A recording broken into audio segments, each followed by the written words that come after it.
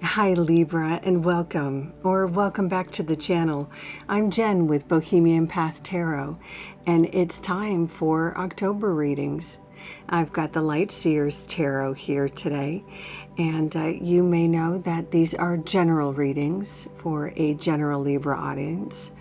So it's not quite the same as a one-to-one reading. Sometimes they really resonate for you. Sometimes they resonate a little later in the month because they might be predictive and they might kick in a little later. Or they might resonate here and there. Or it might be that one of your placements resonates more than the others. So if you know your sun sign and your rising sign and your moon sign, check out the videos for all of those placements for the fullest picture. I'm going to go ahead and give the deck a shuffle for you, and we will see what comes up. If you've been here before, you know that I like to fast forward the video over the shuffling part just because I like to focus on that for you. And so I don't chit-chat over that bit. So because that can be a little bit solemn, I'll fast forward the video and I'll catch up with you as I start to lay out the cards. See you in just a bit.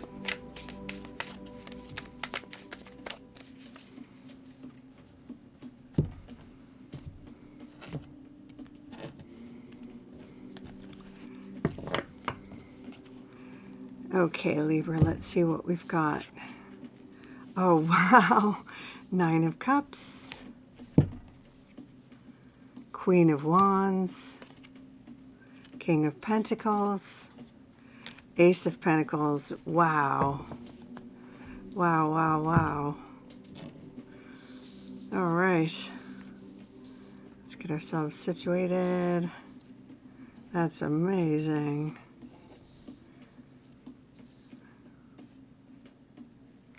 Well, happy birthday to you. So the overarching energy is the Ace of Pentacles, which is all about new beginnings, right? Aces are always about new starts. And it's kind of a new start that's really well supported by, you know, the universe, God, however you like to think of that. Any kind of new energy, new steps you take is really well supported. The Ace of Pentacles tends to be a slower moving, it's like a seed, right? You nurture it, but you end up with a crop. You get a flower or a fruit or grain, as it were. Pentacles tend to be in the area of your practical life, right? Like your job, your finances, kind of your stability. So if you're looking for movement in terms of your career, in terms of finding a new job, in terms of stability for your living situation, this is such a great sign. Now, because I am reading for a general audience, I have to throw out a few kind of scenarios because I might be reading for young people, I might be reading for people near the end of their career. So for students, this would be great, right? At the beginning of your career, this would be a great sign for picking an excellent course of study or doing really well right after coming out of school and landing a great job or finding a great mentor. This could be even the sort of thing where you find a great internship while you're in school and start making really great connections while you're in school. Or even the sort of thing where you land a great job or start making really good grades while you're in school and support yourself really well while you're in school. This could be as simple as just getting a good job. For some folks that are kind of mid-career, this would be the sort of thing where you make that transition to that excellent job, to that position, or to that role that you've been working towards. This could be the kind of thing where you are finally in a position where you're not living so much hand to mouth, but where you're really starting to put some money away where you can start saving or putting away for retirement or into an investment portfolio, something like that. This could be finding a great group to collaborate with if you're an artist. This could be finding the time to start that great American novel if you're a writer, finally making that step in your career where you do the thing where you're starting to work on the project or the role or with the company or organization that is going to allow you to make your name or advance yourself or work on the thing or do the thing that makes your mark. For some folks, this could be a new contract comes in, a big contract comes in, a new client comes in, a good commission comes in, something like that. In October, this could be a great, like for gig workers, a great client or a great gig comes in. And we can see that over here in the Nine of Cups, like a wish fulfillment. The Nine of Cups is a wish fulfillment card. So associated with the Ace of Pentacles, this would be that gig you've been wanting, that role you've been wanting, that job you've been wanting, that something like that. For somebody who's reached the end of their, sort of 9-to-5 role, this could be something like ready for retirement if you're excited about that, being thrilled for retirement, or being ready to open your own business, having the funding to open your own store, your own food truck, some sort of entrepreneurial thing. Oh, and by the way, I can't remember if I mentioned it, but you can see the sort of seed planting imagery right in this card here. There's like the little sprout at the top of the pentacle. There's the roots underneath. So it really supports that sort of nurturing any sort of energy, the effort you put into nurturing your goals, your plans, your efforts. It's really supported, right? You water it, you do the whatever sort of gardening metaphors you like for your goals, and they will take root and flower or fruit, as I mentioned before. But there's also the piece about the sun, right? The thing that you don't control, the thing that Mother Nature or God or whatever you want to, however you define that piece. And we see that in the Nine of Cups over here, right behind this leaping lovely is the sun. As I just mentioned, the Nine of Cups is that wish fulfillment card, but in this wonderful depiction, it's like at the root of it is that joy, and the sun is also often the sort of heart of all of our joyful depictions in the tarot. The sun, whatever sort of depiction of joy there's going to be a sun, there's going to be some sort of sun imagery, right? So here we've got the sun behind this wish fulfillment card.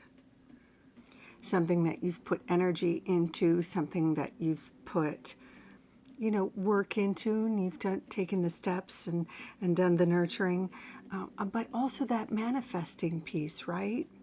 And then you let sort of Mother Nature do the rest of the magic, and then the sun has to do the photosynthesis in your garden, as it were.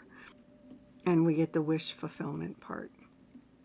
So, especially for those of you who are doing some sort of entrepreneurial piece or creative piece, we see that really well supported in the next two cards with the Queen of Wands and the King of Pentacles. And Queen of Wands is very much, like Lady Boss, very much a creatrix. She might be a friend, a collaborator, someone you're working with. She's typically someone who has a lot of creative energy. The suit of wands is often associated with the creative arts like writing, acting, dance. This would be someone who is comfortable in front of an audience. She can be a bit of a diva, but often a benevolent diva.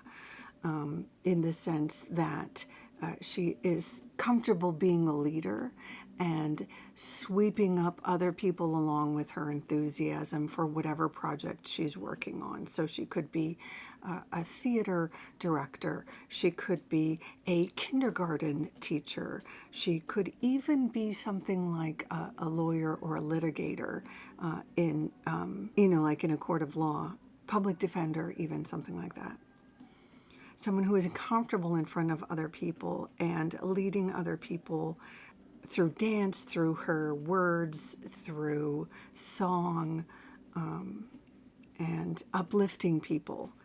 This might be someone you work with on a project, someone who is working for you on your behalf. This could be someone who is speaking on your behalf. Like I said, this could even be someone who's mediating for you in a legal way. This could be, as I mentioned before, a director of a theater play. If you're an actor or something like this, this could be your director or mentor, a professor or something like that. But this would be someone who has good news for you or supports you or helps you get to the next level, the next step, or helps support you with your project, whatever that might be. She could even be something like an agent or helps connect you with other people, has good news for you, or is a collaborator, someone you can collaborate with on your project, something like that. And then finally, we have the King of Pentacles, who is often like an agent, a boss.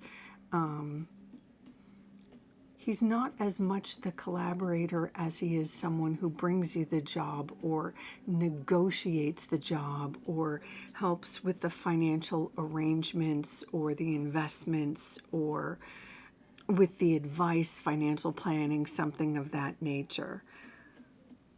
This could even be like a dad or a stepdad, uncle, grandpa, somebody with good advice, somebody that can help advise you with next steps, a mentor type. Also could be a professor, something like that. But in most cases, I think for most of you, this would be like an agent, somebody who has that next contract for you, somebody who has the job, or someone who helps prepare you for the next role, something like that. He could help you earn that next role. He could help you manage the earnings of that next role, get situated with the title or the trappings or sort of the next levelness of that next level role. Yeah, it's going to be different for different Librans watching this video, right? But it does feel like there's progress and movement and sort of a new trajectory and advancement it looks like there's some other folks that are involved in helping you through to that next step.